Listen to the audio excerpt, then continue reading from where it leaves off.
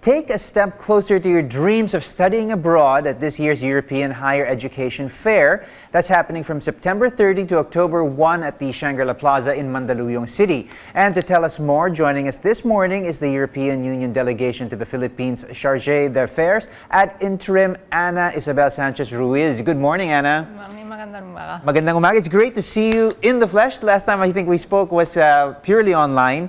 Now, you've been doing this for years, but let's backtrack a little. Why did the EU delegation to the Philippines and the EU member states' embassies decide to hold an annual EHEF fair here? Yeah, this is something we are holding since 2008, and the purpose was to make the option of studying in Europe known by the Filipino students. Right. And I assume it's just gotten bigger, better, more and more institutions, I'm sure, have gotten involved, and more people have become more aware of the opportunities to study abroad. So it has gotten bigger and broader. How much bigger has it grown since its inception and over the years that you've run the EHEF?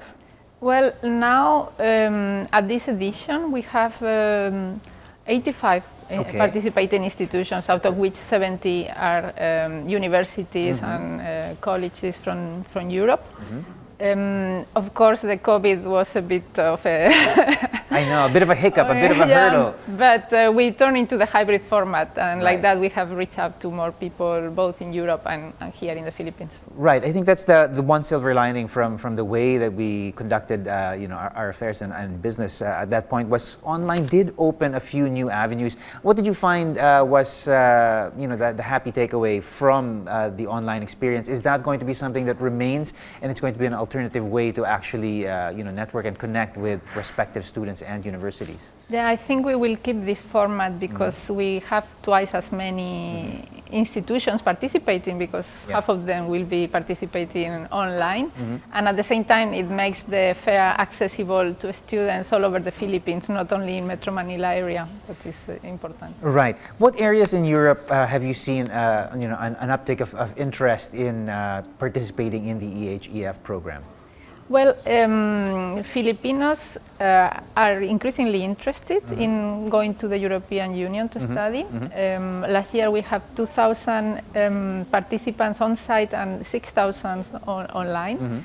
As for the number of students, it fluctuates, and of course COVID was a big problem because people couldn't move. So we are trying to restart that motion and this idea that it's not only it's possible to go to study outside of the Philippines. Right. Is there any particular area in Europe where you're seeing an increasing interest? Is Spain an area that's growing in interest, or? It's a bit everywhere. The figures, they are still very modest, maybe a few dozens per year people. We had around 60 Filipino students per year that get Erasmus scholarship. So I would say it's still quite steady, but little by little we hope to make it more popular. More areas definitely more areas for growth. Now there was, after the pandemic, there was this term called revenge travel. Do you think we'll see revenge study at this point? I think so. I think so. Although of course people get used to study from home, even online. But our purpose is to make students in the Philippines think about this possibility. Right. Many may think it's too expensive or too difficult. Yes. Well, that's one of the things that we sort of want to clear up at the EHEF. What exactly happens when you come and attend? What are you in for? What should you prepare? How should you prepare for coming out to the EHEF? Well, at the fair, students can interact with universities, so they will get full information on their programs, on their scholarships opportunities. They can also interact with embassy personnel, so they will get more information on visas, on how it's to live in Poland, Germany, France, wherever. So, and then they will get information also on the grantships, scholarships, because there are many different programs, and Europeans and national. Right. Well, this is something that students, prospective students, can actually research on their own. Surely there is a benefit to attending the EHEF. I mean, like you said, it's all going to be in one place, and you'll never have the same opportunities to look up and talk directly to these universities. It's a different proposition altogether for prospective students. Yeah, correct? we have this networking element and also this interaction element that is important, and we also have our goodwill ambassadors that are Filipinos who have studied in Europe and who can share their experiences, good tips. So I think it's a totally different experience than just searching online. Searching online. Are we talking about new coming into college students, postgraduate studies? What area of study is included in the fair? And what would you say are the areas of most interest to prospective students? What are people looking for, and what areas does Europe specialize in?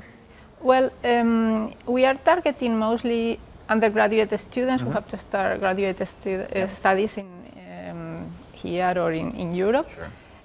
As for the areas, last year we were really targeting different areas like urbanism or computer science or hospitality studies, or many different, and we saw that was a bit limiting to students because many could have other interests altogether.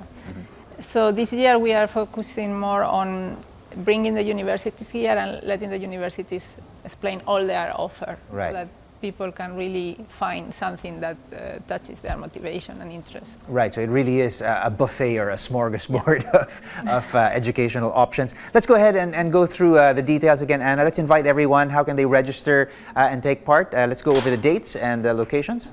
Yeah, so please join us at the European Higher Education Fair. This will take place at the Shangri-La Plaza in Mandaluyong on the 29th, well, we will kick off on the 29th of September, but 30th of September, 1st of October on site, and the 2nd of October online. So you can find there all the information you need to consider going to Europe to study, to continue your university studies. Sounds good to me. Thank you so much, Anna, for joining us this morning. Thank you so much.